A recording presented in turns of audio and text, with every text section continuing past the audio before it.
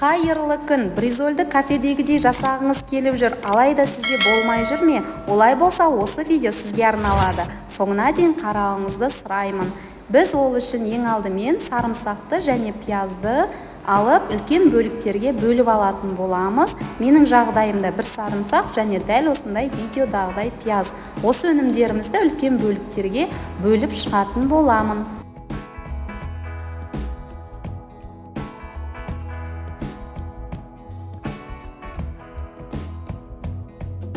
Пияз бен сарымсақты блендердің ыдысына салып, өткізіп алатын боламын.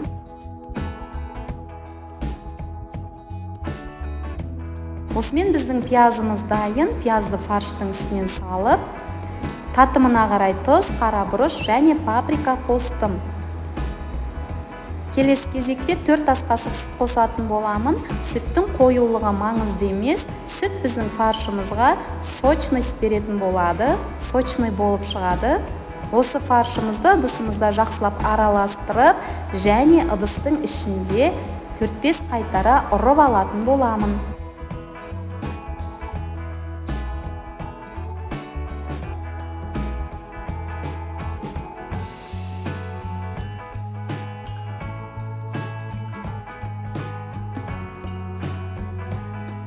Осымен менің фаршым дайын. Келесі кезекте осы фарштан өзімізге қажетті көлемде шариктер жасап дайындап аламын.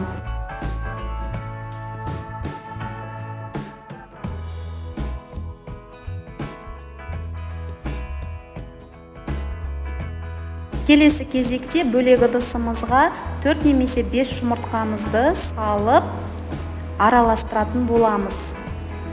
Егерде сіздерде жұмыртқа кішкентай болса, көптеу қосуларыңызға кеңес беремін. Менде үлкен болғандықтан бірінші 4 жұмыртқадан жасаймын. Жетпегенін тағы да жасайтын боламын. Жұмыртқаларымыз дайын. Табамызды орташа отқа қойып, табаның ішін сәл ғана майлап, жұмыртқаларымызды омлет сияқты аз-аздан құя отырып, астыңғы бетін ғана пісіретін боламыз. Үстіңгі бетін пісірмей-ақ қоюға кеңес беремін.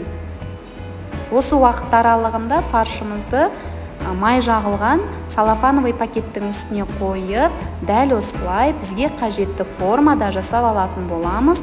Бұл дастарханның немесе қолдың былғанбауына көмектеседі. Келесі кезекте осы омлетімізді қойып, піспеген бетіне фаршымызды салатын боламыз.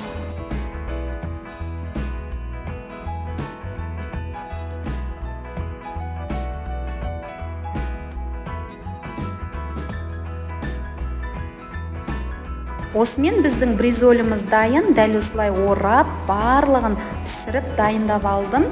Келесі кезекте пешті алдын ала қыздыруға 180 градусқа қосып қойып, ыдысын сары маймен жақсылап майлап алдым.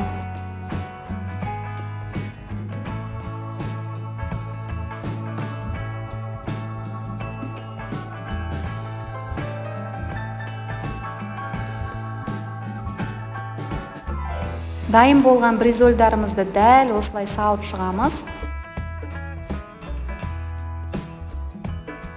Және 180 градуста 20 минут уақыт аралығында пісіріп алатын боламыз.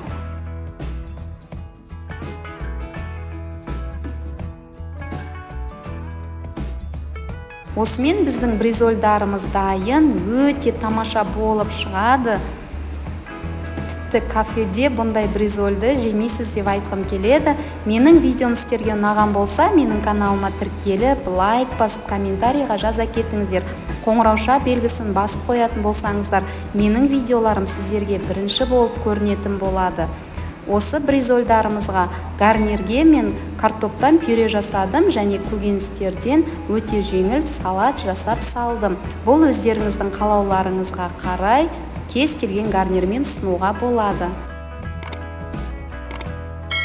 Қазақша каналдың дамуына үлес қосып, тіркеле кетуді ұмытпаңыздар. Келесі рецептте кездескенше сіздермен бірге болған Мақпал Ерболат қызы.